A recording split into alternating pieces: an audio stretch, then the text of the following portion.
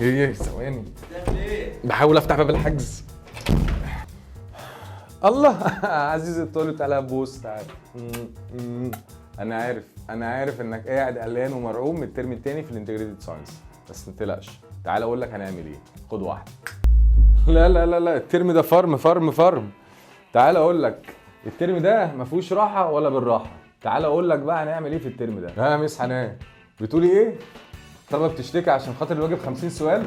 ما طبعا عندهم حق، اعمل الواجب 250 سؤال. ومش بس الواجبات، انت عندك كمان الكويزات، التقييمات الشهريه، وما تنساش طبعا الامتحانات الشامله. ولو فكرت تهرب من الواقع هتلاقيني على كل المواقع، تيك توك، يوتيوب، فيسبوك، وما تنساش التليجرام.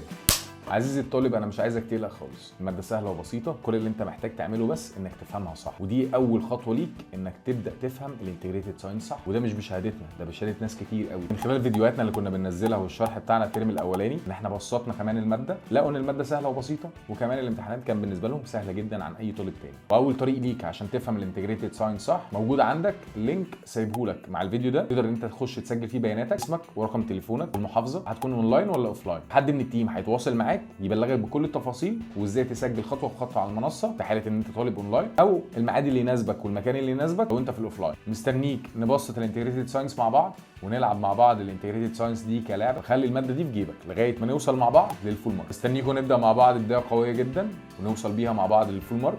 معاكم مستر اكرم خالد في الانتجريتد ساينس. خد واحده.